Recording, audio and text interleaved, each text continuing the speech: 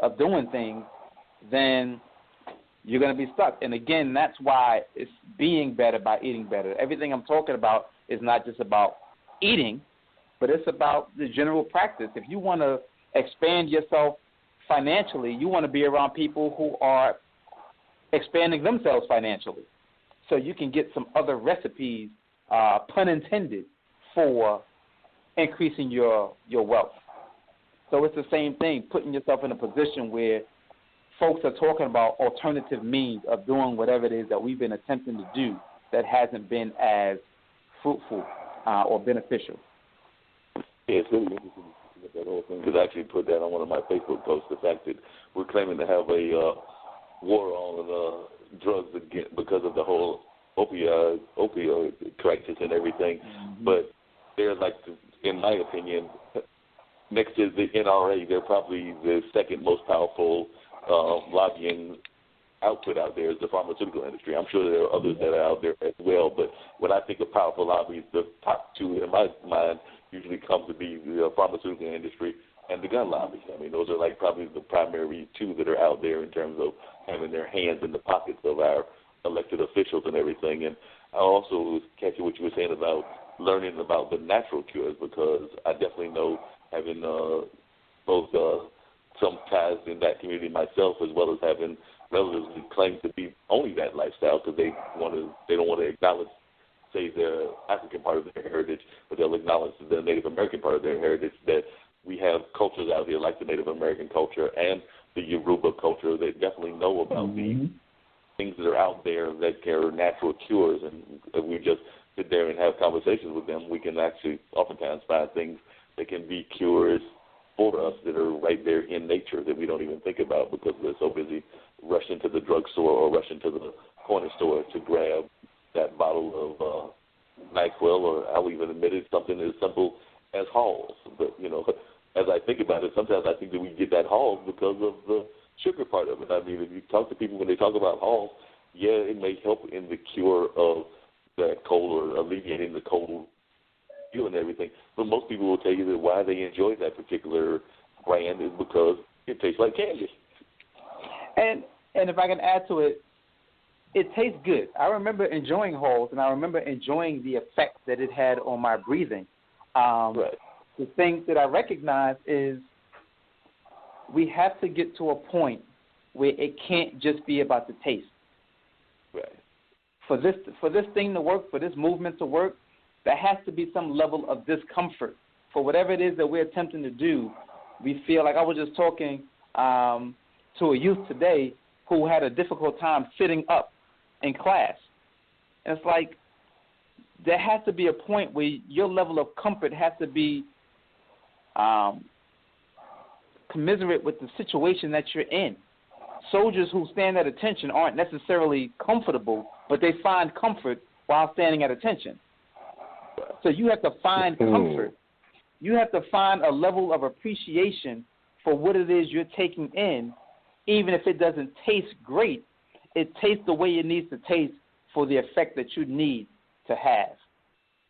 Right. To happen. And that brings us to the book. I didn't want to leave that out at all. You've written this book, which we've alluded to a couple of times, and I want to hear about this book because I remember when you first told me about this book, you told me how it had different chapters, including one on something that we even all deal with to some degree if you're a driver. Like, I'm not even a driver. I'm a bus person, and I even see people deal with it as passengers on a bus, and that's that whole concept of road rage, because the book actually explores the way that we deal with people in that whole concept of our self-worth, whether it's pseudo or sincere. So I want you to get we've delved into and unpacked a little bit about the vegan piece, but I definitely wanted to unpack a little bit about the book as well, because like I said, when you told me about that book and we talked about road rage and I told you about some of the incidences that I've even seen on the bus because I'm a mass transit person, and you were like saying, hey, Mark, that sounds like another example of road rage. You're not necessarily in the steering wheel, but these people that are backlashing or having this reaction to the bus driver, they're having their own form of road rage, even though they're nothing but a passenger among, say, 40, 50, 100, however many are on the bus that particular day.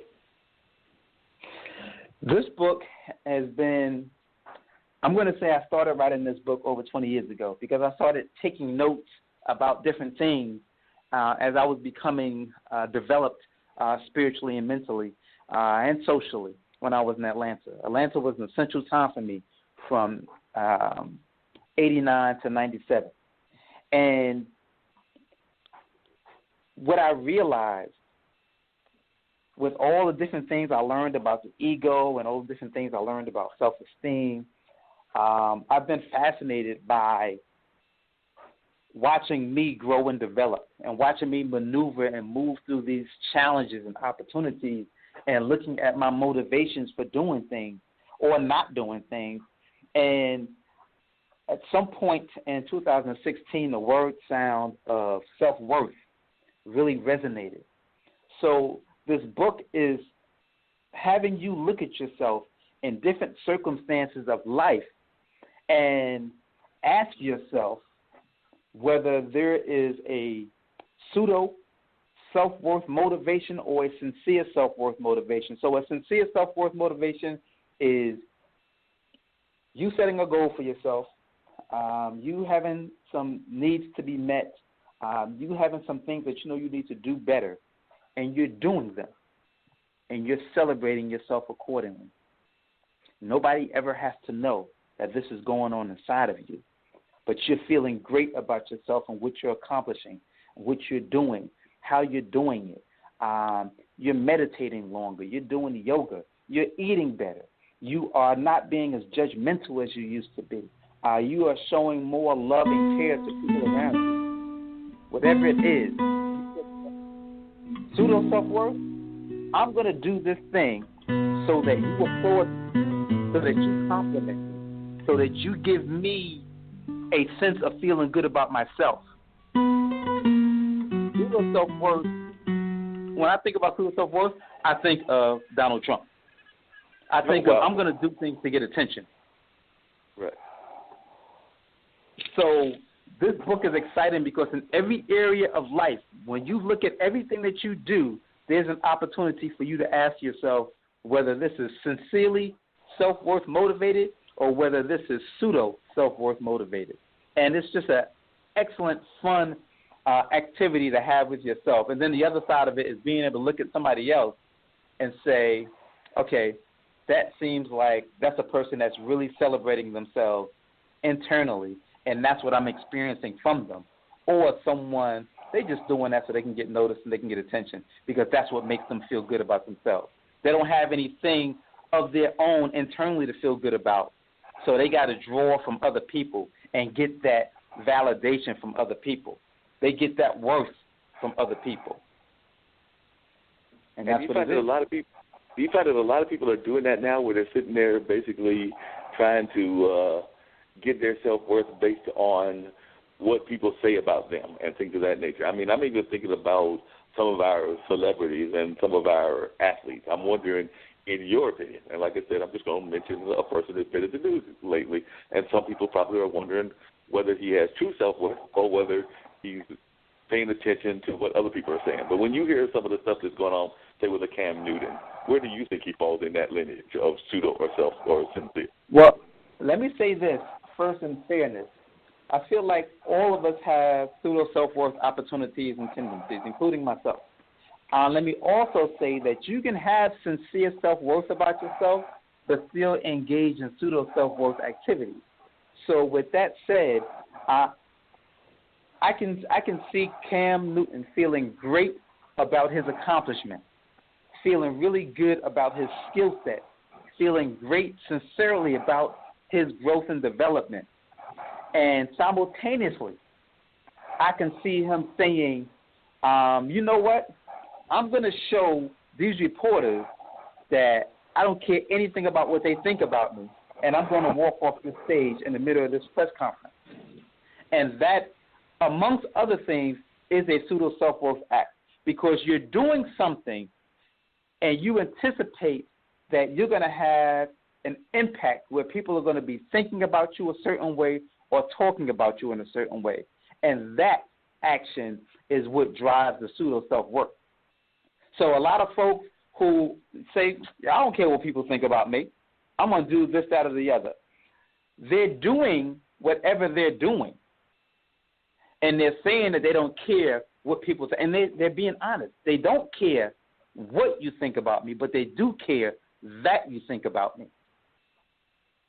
So if I can get you to think about me, that gives me worth. It's a pseudo worth, but that gives me worth.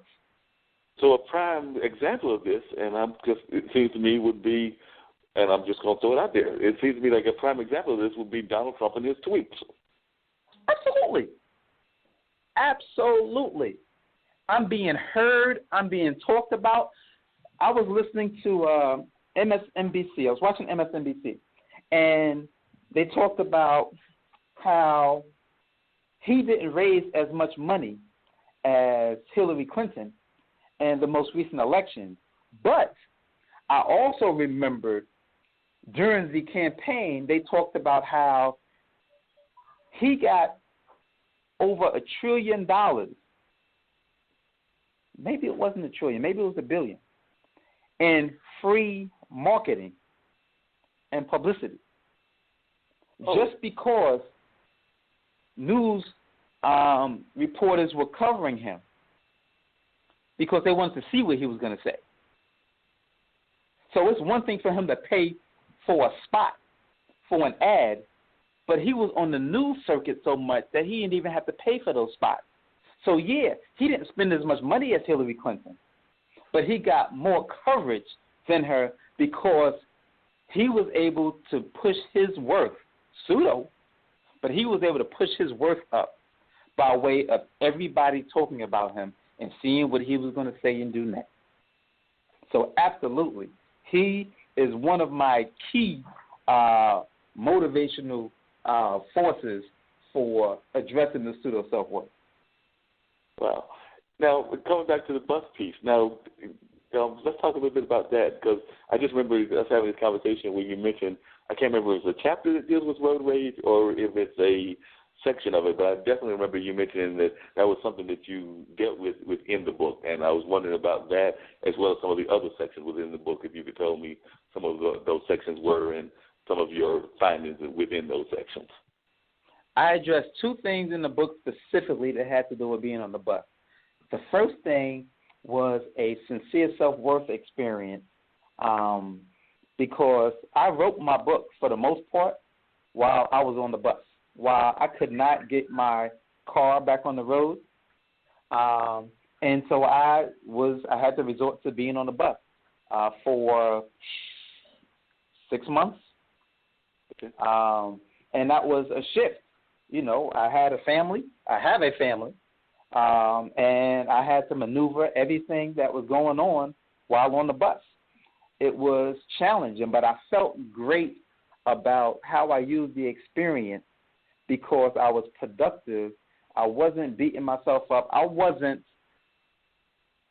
valuing or devaluing myself because I had to resort to being on the bus versus driving my car, even though I didn't have the money to get my car addressed and back on the road. That was one piece I talk about in the book. Another piece was an actual experience where I carried this New York mentality with me to Atlanta. And